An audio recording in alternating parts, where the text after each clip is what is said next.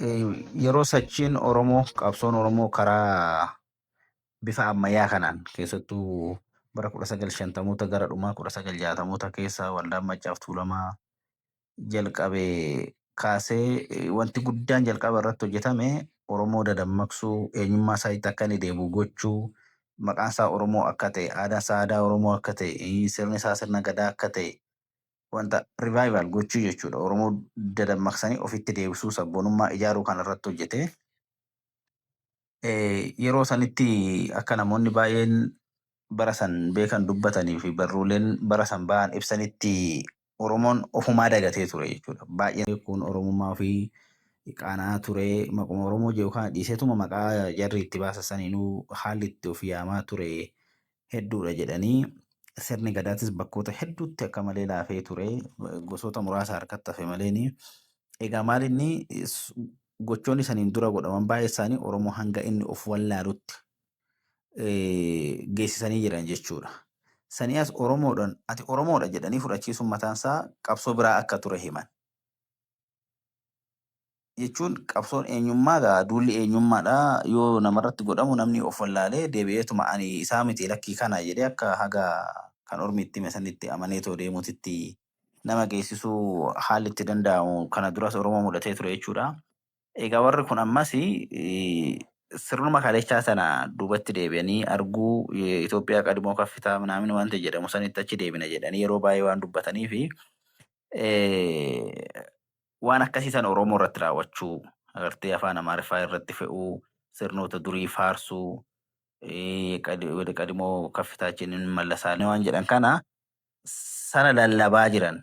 Laaltanii yoo jiraattan yeroo baay'ee kaabineen amma yoo miidiyaa irratti dhiyaattu ka dur oppiidiyoon jecha takka itti hin makne miidiyaa irratti har'a Amaariffaa itti makuu jalqabaniiru.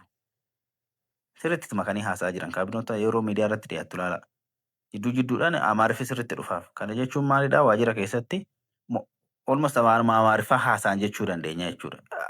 Takka akkasii takka xiyyeeffannumaan itti galanii afaanichuma kana dhaloota ol deemu kana fudhachiisuu irratti hojjetaa jiran fakkaata. Asirratti waajjira wayii yeroo riisarchii hojjedhu waajjira adda addaa seenaa. Karooraaloo ishee raawwiin fallakkosiin jedhu. Yeroo baay'ee na qunnameera bakka karooraa masarat ነው የተሰራው ሲን jedhu raawwii የታለ yeroo walirraa fadaate ragaa wal gaafatanii ባለፈው የአምናው የመጀመሪያ ኩርማና የራዊ ሪፖርት afaan Amaariffas miti afaan Oromoo. Yaa akkasan kun gaa maalidha afaan Oromoo rakasiisudha. Namni tokko waajjira Oromiyaa hojjetu keessatti gaafa qacaramu ulaagaa afaan Oromootiin qacaramee waajjira san keessatti dhufee keessattuu hoggansi gara olii yoo afaan biraa haasa'u. Kun maalidha bakkumti isaan afaan Oromooti kennan baay'ee xiqqaa ta'uu agarsiisa. Yeroo tokko bara 2021 gara dhumaarraa natti fakkaata. Waajjira godina Oromiyaa amma diigameera godinni sun amma dhimma wayitii waajjira san dhaqnee waajjira keessa kan jiru hunduu abbaa dhimmaa irraa kan hafe walii isaatitti afaan Amaariffaa taasa'a. Abbaan dhimmaa afaan Oromoo itti haasa'uuf abbaan dhimmaa itti afaan Oromoo taasa'an isaan achi hundi isaanii ofii isaaniitii walitti Amaariffaa haasa'a. Hundi isaanii jechuudha. Ergamtuun achi keessa ergamtuu qulqulleessituun hoogganaan hunduu hojjetaan raawwataan walii isaaniititti Amaariffuma haasa'an. Abbaan dhimmaa kan akka kiyyaa dhaqee afaan Oromoo itti haasa'an. Isaan osoo Amaariffuma itti haasa'an abbaan dhimmaatu osoo Amaariffaa itti haasa'e inuma fedhanii garuu immoo abbaa dhimmaatti afaan Oromoo taasisanii walii isaaniitti Amaariffaa haasa'u. Gaafa miidiyaatti ba'anis afaan Oromoo taasisan oppiidiyoon durii. Waajjira keessatti afaan Amaariffaa haasa'uun kun dhiyeenya kana sirriitti babal'ate natti fakkaata. Keessattuu amma fa'aa I think abbuma dhimmaatti Amaariffa dura haasa'anii yoo inni dadhabe afaan Oromootti deebi'uuf. Walumaa galatti maal jechuun barbaade afaan Oromoo akka malee dadhabsiifamaa jira Oromiyaa keessatti. Bakka baay'eetti olaalte akkas jechuudha. Mee amma OBN haa ilaallu. OBN afaan Oromoo jedhan. OBN mataan isaa afaan Oromootiif dhaabbate jalqabumarraa kaasee. OBN sagantaa afaan Amaariffaa maali? Waan gaarii taafte. Itti haa fufi. ta'uuti egaa afaan Oromoo bakka dhoowwatamaa jira. Kunis duuluma qaama sanii ta'uu danda'a yaada jedhuun kaasee ibsaati yaada kee guutuu godhiiti itti gadhiisime.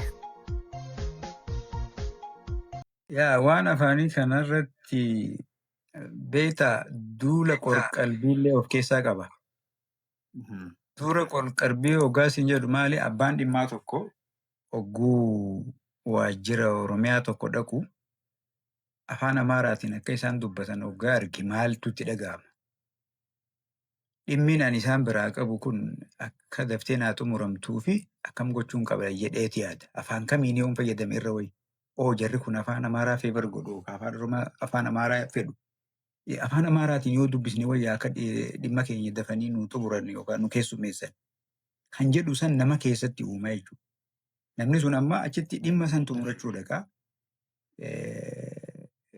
yookaan naashinaalistii yookaan immoo sabboona Oromoo ta'ee yookaan lolaaf yookaan mirga Oromoo kabachiisuudhaaf miti. Haajaa isaan biraa qabu takkatu jira isiidhaaf deema. So namni sadarkaa nam-tokkeetitti hoggaa gadi buustee ilaaltu duula qorqalbiillee ni uuma Oromoo irratti wanni akkana jechuudha. Akkaataan isaan itti afaan Oromoo fayyadaman suni mammakaa ta'uunii fi ammaa egaa rabbaa seenaa jedhe immoo inni mammakaa iyyuu jedhamu guutummaatti afaan Amaaraati. Nan beekanillee jechoota selektir ta'an tokko qofa afaan Oromoo ittiin fayyadamu saniin achi kominikeeshiniin afaan Amaaraati. Wanni afaan Oromoo OBN'dhaan wal qabatu suni namni sirriitti yoo ilaale jechuudha. Afaan hojii Oromiyaa maali? Afaan Oromooti. Diifooltiidha jechuudha. Akka beeknutti akka seeraatti. Diifoolti laanguujiin Oromiyaa keessatti afaan Oromooti. Kanaafuu miidiyaa tokko irratti yookaan waajjira tokko irratti afaan Oromoo jettee wanni itti adjektiivii itti uumtuuf yookaan immoo ibsa maqaa OBN afaan Oromoo jettee itti moggaastu hin jiru jechuudha. Akkasitti gochuun sun maal agarsiisa? Sammuu isaan ittiin yaadan keessatti wanni jiru maali? Afaan Itoophiyaa Oromoos dabalatee kan hundaatu diifooltiin afaan Amaaraati kan jedhu qabataniiti. Kanaafuu OBN kana OBN afaan Oromoo, OBN English, OBN Maarree. Specifically kan afaan Oromoo sun silaa OBN afaan Oromoo jedhamee ibsamuu hin qabu. Afaan default ta'e jechuudha. Kan akkanumatti beekamu. Kan seeraan jiru afaan OBN ittiin tamsaasu afaan Oromooti. Exceptional immoo afaanota kana kanaan tamsaasna yoo jedhan itti dabaluu jechuudha. OBN Amharic, OBN English jechuu danda'an. Ka OBN afaan Oromootiin tamsaasu sun garuu inni sun maaligaa utubaadha. Utubaa irratti isaan adjektiivii itti godhan jechuudha. Namni Oromiyaa dhaqe tokko afaan Oromootiin akka walii galamu inuma beeka yoo hojiitti hiikame seerarras waan jiruuf jechuudha. Sababni adjektiivii itti godhanii yookaan ibsa maqaa itti godhanii akkasitti ibsaniif hin jiru. OBN afaan Oromootiin hojjeta. Isaan garuu OBN afaan Oromoo jedhu. Duuba maal ta'utu irra ture silaayes? Wanni itti waan ifa galaa ta'e tokko waan beekamaa ta'e tokko wanni irratti barreessaniif maali? Federaala EBC Amaariyaa kan jedhu jira? Jira? Jiru. EBC afaan Oromooti jira. EBC afaan Oromooti. Afaan Oromoo suni exceptioniidha. The rule is Amhaarikiidha jechuudha. Ruuliin waliigalaa akka waliigalaatti afaan Amaaraati. EBC'n kan ittiin hojjetu. Addatti exceptional immoo afaan Oromoo, afaan Affaarii, afaan Somalii kan jedhu itti fayyadama.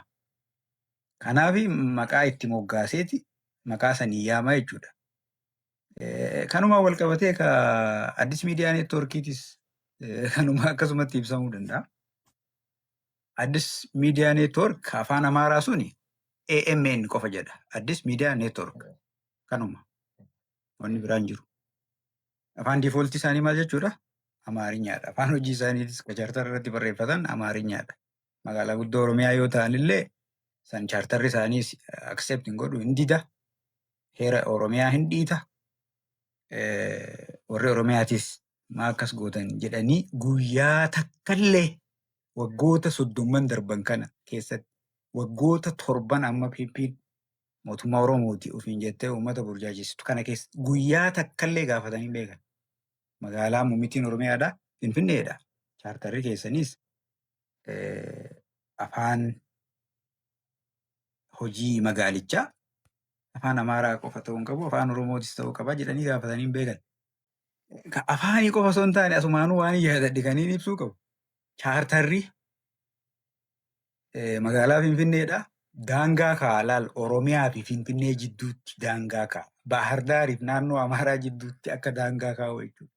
Magaalaa guddoo naannoo saniitii fi naannichuma jidduu daangaa godhe. Daangaanii Addis Ababaa kuni warra Oromiyaa wajjin mari'achuudhaan yookaan waliigalteedhaan murtaa'a jedha.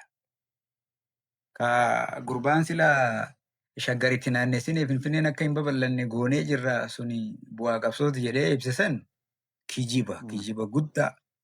Finfinneen hektaara 54,000